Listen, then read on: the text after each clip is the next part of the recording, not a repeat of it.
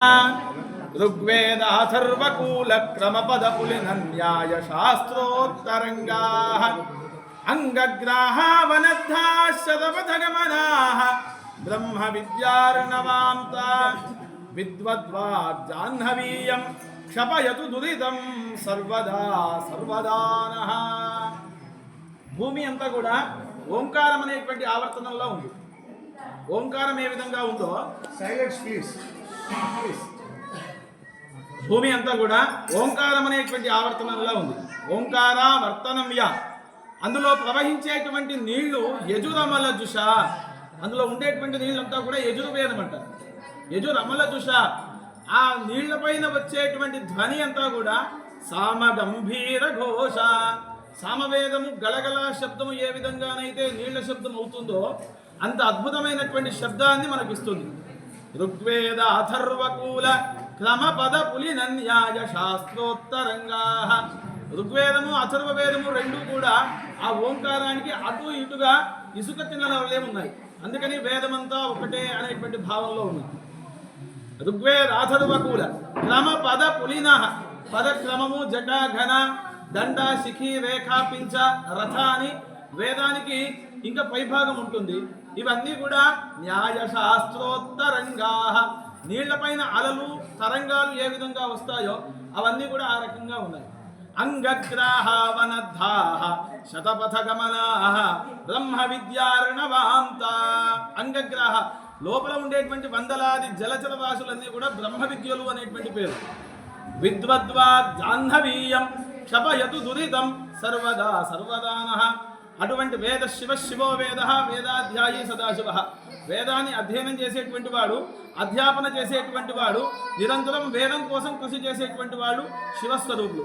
అలాంటి జగదేపురం వేద పాఠశాలను నడిపించినటువంటి లక్ష్మీనారాయణ తాత గారు కూడా శివస్వరూపులు. ఆయన ఆధ్వర్యంలో జరిగి అనేక మంది విద్యార్థులు విద్వద్వాగ్జాహ్నవీయం, వారి నోటి నుండి వచ్చినటువంటి ప్రతి మాట కూడా గంగతో సమానమైనటువంటిది. అలాంటిది సత్రయాగం ఏ విధంగా చేయాలి అనేటువంటి ఉపనిషత్తులు మనకు చెప్తున్నాయి. తస్యైవం విదుషో యజ్ఞస్యాత్మ. ఒక మనిషికి యజ్ఞం అనేటువంటిది తన దేహం, యజమానుడవుతున్నాడు తాను. శ్రద్ధాపత్ని, తన యొక్క శ్రద్ధ మొత్తం కూడా భార్య. శరీరమిద్మం, ఉండేటువంటి ఎముకలన్నీ కూడా ఇద్మాలు, కర్రలు. శరీరమిద్మం ఉరోలోమాని బర్హి, ఉండేటువంటి వెంట్రుకలన్నీ కూడా దర్భలు. వేద శిఖ, అందుకని ప్రతివాడికి శిఖ ఉండాలి. శిఖ వేద సమానమైనటువంటిది. వేద శిఖ హృదయం యూప. ఒక యాగం చేయాలి అంటే ఒక యూపస్తంభం కావాలి, అది హృదయం అవుతుంది. హృదయం యూప కామ ఆజ్యం, వాడి యొక్క కోరికలన్నీ కూడా నెయ్యి అవుతున్నాయి.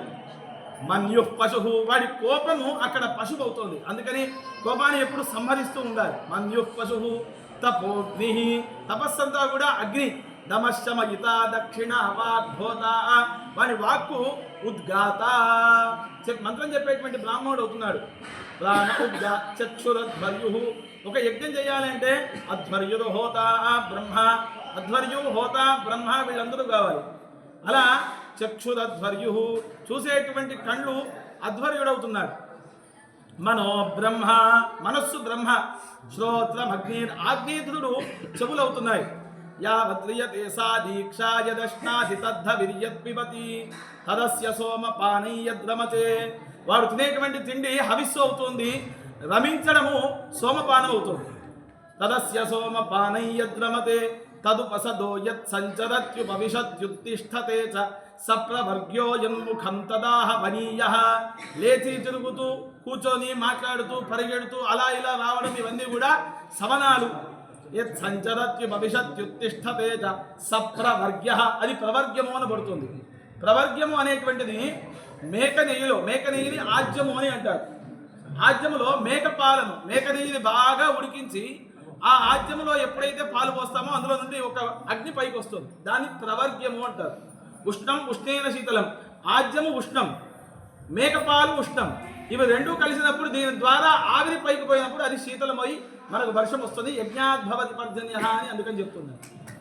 ఈ విధముగా సా దీక్షా యదశ్నాది తద్ధ విర్యత్పిబతి తదస్య సోమపానై యద్రమతే తదుపసదో యత్ సంచరత్యుపవిశత్యుత్తిష్ఠతే చ సప్రవర్గ్యో యన్ముఖం తదాహ వనీయో యాహురాహుర్యదస్య విజ్ఞానం తజ్జుహోతి యత్ సాయం ప్రాతదత్తి తత్ సమిధం యత్ ప్రాతద మధ్యం దినగుం 3 సంధ్యలు 3 సమనాలు ప్రాతద మాధ్యానిక సంధ్యలు 3 కూడా 3 సమనాలు సాయం చతాని సవనాని ఏ అహోరాత్రే అహస్సు అంటే పగలు రాత్రి అంటే మనకు తెలుస్తుంది ఏ అహోరాత్రే ఈ విధంగా జరిగేటంటే కూడా దర్శపూర్ణమాసేష్టి అనేటువంటిది ఒకటి ఉండేది ఇప్పుడు మనం చేసేవాళ్ళు తగ్గిపోయినారు ఆ ఏదత్తే దర్శపూర్ణమాసౌ ఏ అర్ధమాసాశ్చ మాసాశ్చ ఇలా 4 పక్షాలు కలిస్తే ఒక చాతుర్మాస్యం ఏ అర్ధమాసాశ్చ మాసాశ్చ తే చాతుర్మాస్యా నియర్తవస్తే ఒక ఋతువు కలిస్తే పశుబంధ యజ్ఞానికి సమానమైనటువంటి తే పశుబంధ సంవత్సరాశ్చ పరివత్సరాశ్చ ఇలా సంవత్సరాలు పరివత్సరాలు ఇదావత్సరాలు చేసుకుంటూ పోతే ఏతత్ సత్రం ఇది సత్రయాగము అని అనబడుతుంది దీనికి అవభృతం ఎక్కడ ఏతత్ సత్రం యన్మరణం తదవభృత ఏతద్వై జరామర్యమగ్నిహోత్రం యజ్ఞానికి అవభృత స్నానం మరణం ఇది సత్రయాగం యొక్క లక్షణం కావున ఉన్నటువంటి వాళ్ళము స్నానం సంధ్యా జపోహోమో దేవతానాంచ పూజనం అతిథ్యం వైశ్వదేవాంచ షట్కర్మాణి దినే దినే దీన్ని ఆచరించినటువంటి వాళ్ళందరూ కూడా ఒక సోమయాజితో సమానమైనటువంటి వాళ్ళే అని మనకు పేరని చెప్తున్నారు ఋగ్వేద ప్రియతమ ఋగ్వేద సేవామవధారయ